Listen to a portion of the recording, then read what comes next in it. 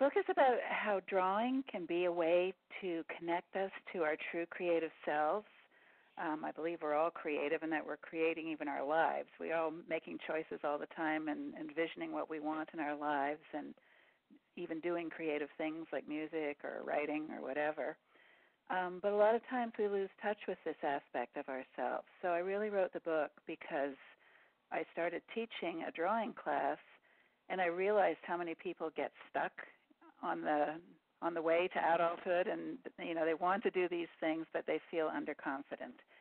So the book really came out of my drawing class, and seeing how adults could be a little bit afraid even to do something as simple as drawing, where kids are never afraid. We want to sort of break through that and get back to our childhood selves, and where we have a sense of freedom that we can just play, explore, and express ourselves. That's what I'm trying to get to with the book. You know what I'm talking about. I think that's absolutely key to the creative process, because we're always telling ourselves things, and some of these things are habitual thought patterns that we have, and some of them are not terribly positive, or they might just be limiting. So there's something more than just our thoughts. We live in this whole big world of universe of thought, and we also have a higher self that can notice what we're thinking and begin to let thoughts that don't serve us go and just replace negative thoughts with positive thoughts.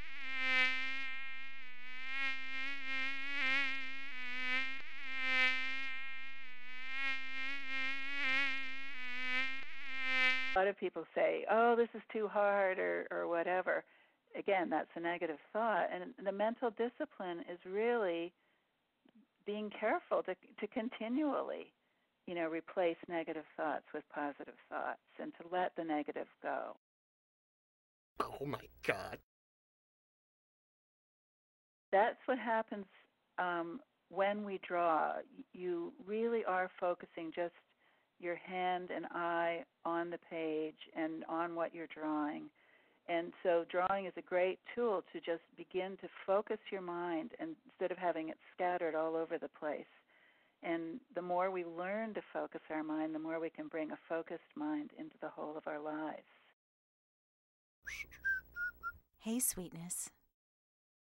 I think that comes from our schooling, where, if you did what the teacher said or did it just right, you got the A on your paper or whatever.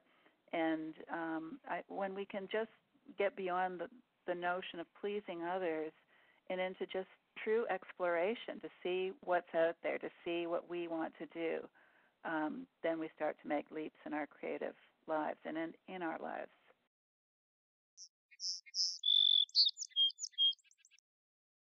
What I notice in my students is a lot of judgment about what they do, and we have to practice learning non-judgment and looking for the good in what we do, in the belief that by building our strengths, we're going to overcome all our weaknesses. So instead of looking for what's wrong in what we do, look for what's right, what's really strong and good about our work. Get away from me!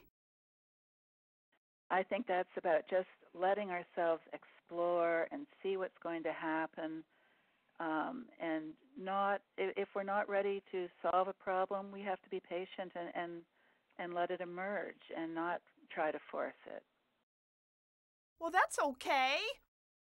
Toss it out and start over. It's okay. We don't have to attach to everything that we do. Some things are just explorations. I know you're there.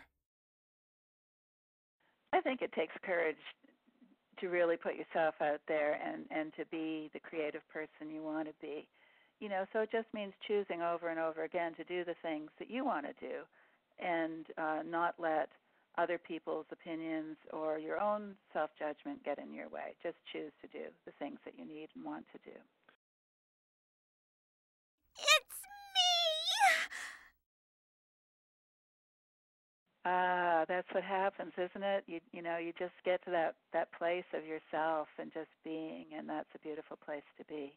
It's a place of happiness and peace. I think it's what yoga is all about, and you can use things like art making also to get to that space of just being with whatever is happening and being yourself. It's a great place to be.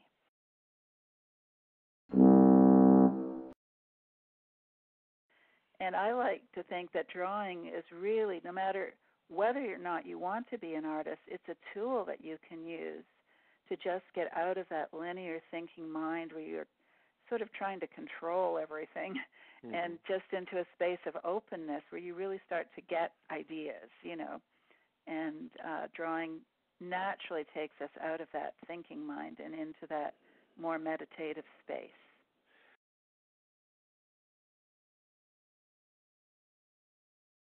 Do you like it?